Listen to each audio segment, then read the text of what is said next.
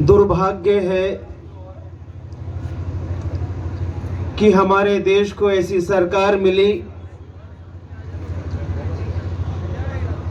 जो ना छात्रों की बात सुनती है, ना जवानों की बात सुनती है, ना किसानों की बात सुनती है। भाजपा वाले,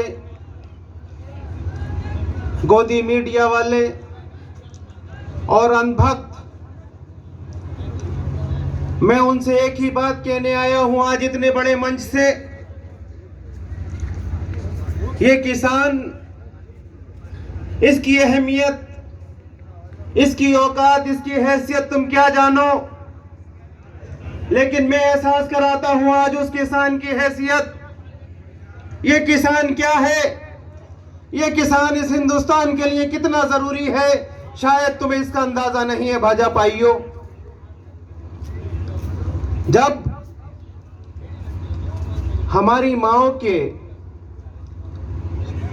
अल्फाज इस्तेमाल कर रहा हूं, माजरत चाहता हूं, कुछ मां बहन बैठी हैं कि जब उनकी छातियों से दूध सूख जाता है और उसका बच्चा जो भी 3 या 4 महीने या 6 महीने का होता है और बोलना तक नहीं जानता,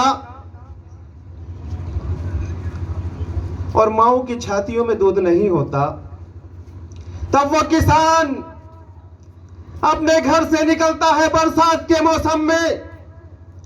आसमान से बारिश गरजती होती है, जमीनों के अंदर, जमीनों में उसके पैरों में पानी होता है, जहां से जान कीड़े भी निकलते हैं, जिसे सांप और बिच्छू हम कहा करते हैं। बरसात में अक्सर वो ज्यादा निकलते हैं। वो अपनी जान को जोखिम में डालकर गरजती हुई बिजली के नीचे अपने घर से निकलता है। जानते हो क्यों? तुम्हारे लिए, तुम कोठी और बंगलों में बैठने वालों के लिए वो अपने घर से निकलता है अपनी जान की परवाह करे बगैर, खुले आसमान के नीचे अपने जानवरों के लिए चारा लेने के लिए। वो अपने जानवरों के लिए चारा लाता है, अपने जानवरों को उसी बरसात के मौसम में काट कर खिलाता है। जब तुम अपने घरों के अंदर चैन से, सुकून से सोते हो, किसान खुले आसमान के नीचे तुम्हारे बच्चों के लिए, परवरिश के लिए अब चारा काट कर लाता है और वो चारा अपने जानवरों को खिलाता है। खिलाने के बाद जो दूध निकालता है, उस दूध से हिंदुस्तान का मुस्तकबिल पलता है। उन माओं के जिनके दूध छाती से दूध सूख गए थे, उनसे वो बच्चे पलते हैं जो भी बोलना भी नहीं जानते। ए गोदी मीडिया, ए अंधभक्तों, इन किसानों का अपमान मत करो, इन किसानों की तौहीन मत करो। ये हिंदुस्तान का मुस्तकबिल है। अगर ये खत्म हो गए तो हिंदुस्तान खत्म हो जाएगा। अगर ये खत्म हो गए तो मोदी जी तुम खत्म हो जाओगे। अगर ये खत्म हो गए तो हिंदुस्तान में कुछ नहीं बचेगा। इन्हें जिंदा रखना है, ये तुम्हारे बच्चों को पालते हैं जो हिंदुस्तान का मुस्तकबिल है। इन्हें बर्बाद मत करो, इन्हें कोठियों से निकालकर आज तुमने झुग्गी और झोपड़ियों में रहने के लिए मजबूर कर दिया है। इन्हें मजबूर मत करो, इनके एहसान मानो। इन्होंने हिंदुस्तान को पाला है। इनके एहसान मानने के बाद हम हाथ जोड़कर गुजारिश करते हैं, हम हाथ जोड़कर रिक्वेस्ट करते हैं, हम तुम्हारे कहो तो पैर छूकर माफी मांगते हैं कि हमने अगर कोई गलती की है तो हमें माफ कर दो। लेकिन ये कानून बिल जो तुमने बनाए हैं, अल्लाह के लिए उन्हें माफ कर दो, अल्लाह के लिए उन्हें माफ कर दो। हमें ये कानून ना दो, हमारा मुस्तकबिल हमसे ना छीनो, हमारी खेतियां हमसे ना छीनो, अपने आने वाले मुस्तकबिल को तुम खुद ना छीनो। साथियों, जब 14 फरवरी को पुलवामा कांड हुआ था, हमारे यहाँ एक रिवाज है कचहरी के अंदर, जब हिंदुस्तान में कोई हादसा होता है और ऐसी दुख बड़ी घटनाएं होती हैं तो हम उसमें श्रद्धांजलि देते हैं। गवाह है हमारे रामपुर बार एसोसिएशन के अध्यक्ष, वो सचिव भट्टू भाई। मैंने उस दिन भी कहा था, मैंने कहा शहीद हुए हैं ये फक्र की बात है, लेकिन सीखो उन गरीब कमजोर लोगों से जो रात के अंधेरे में 2 और 4 बजे उठकर रोडों पर दौड़ते हैं। रोडों पर दौड़ने के बाद सीमाओं की सुरक्षा करने के लिए बॉर्डरों पर चले जाते हैं और दुश्मन के आगे अपनी सीना कर देते हैं और गोलियां सीने पर खाते हैं और पूरे हिंदुस्तान को चैन से सोने के लिए तो उनके सीने आगे हो जाते हैं और पूरा हिंदुस्तान चैन से सोता है। लेकिन एक दिन वो आता है जब छोटा सा बच्चा पुकारता है, मेरा बाप कहां है? मां रोती है, एक विधवा पुकारती है, मेरा शोहर कहां है? दिल जिक्र होता है बूढ़े माँ बाप का, जिन्होंने पाल पोस कर बड़ा किया था, जिन्होंने अपनी गाड़ी कमाई के छोटे छोटे टुकड़े इकट्ठे करके बच्चों को पढ़ा लिखा कर आर्मी में भर्ती किया था ताकि उसका बुढ़ापे का सहारा बन सके।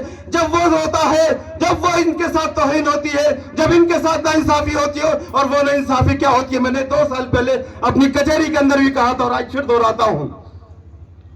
आज अफसोस है हमें कि वो जख्म हरा है, इसलिए हम अफसोस कर रहे हैं, लेकिन 2 साल के बाद इन्हें कोई पूछने तक नहीं आएगा, इनके बारे में कोई जानेगा भी नहीं। कहा इनका मासूम बच्चा कैसे स्कूल जाएगा, इसकी किसी को परवाह नहीं होगी। वो जवान विधवा कैसे अपने गांव मोहल्ले में जिंदगी गुजारेगी, किसी को परवाह नहीं होगी। वो बूढ़े माँ बाप जो बेसहारा हो चुके होंगे, उनकी जिंदगी गुजरेगी, किसी सरकार को परवाह नहीं होगी। और आज मुझे सबूत के तौर पर बैठे हुए सैनिक दिखाई दे रहे हैं कि इनकी कोई परवाह करने वाला हिंदुस्तान के अंदर मौजूद नहीं है। कैसी सरकार के हाथ में अपनी जिम्मेदारियां दे दी, कैसी सरकार चुनकर भेज दी हमने। अरे हमारा नहीं सुनोगे तो किसकी सुनोगे। कानून बिल जो काले कानून है आप वापस नहीं लोगे, मुझे पूरा भरोसा है, मुझे वापस नहीं लोगे ऐसा मेरा भरोसा है। लेकिन ये मेरा भरोसा जितनी जल्दी टूट जाए उतना अच्छा भी है। अगर आपने कानून बिल वापस ले लिए तो सुना है अडानी और अंबानी आपको जूतों से मारेंगे, क्योंकि आपने उनसे पैसे ले रखे हैं। बेच दी हिंदुस्तान की सारी संस्थाएं। बात समझ में आती थी, अरे किसान की जमीन क्यों बेच दी, वो तो इसे मां समझता है, इसके एक टुकड़े के लिए अपनी सारी जिंदगी कुर्बान कर देता है। इसकी जमीन की उन ठेकेदारों और पूंजीपतियों दल्लों को बेच दी। मैं बहुत ही माजरत के साथ मुख्तसर सी बात कहकर अपनी बात खत्म करता हूं एक शेर के साथ, और यह शेर जितना जल्दी हो सके समझ ले हिंदुस्तान और हिंदुस्तान के खास तौर से किसान। बहुत पुराना शेर है अल्लामा इकबाल साहब का कि ना समझोगे तो मिट जाओगे हिंदुस्तान वालों, बल्कि मैं यहां यह कहूंगा कि ना समझाओगे तो मिट जाओगे किसानों। तुम्हारी खेती भी ना होगी तुम्हारे खलियानों में, अगर यही ऐसी सरकार बेहुदा सरकार बनी रही तो। बहुत बहुत शुक्रिया जय हिंद साहब।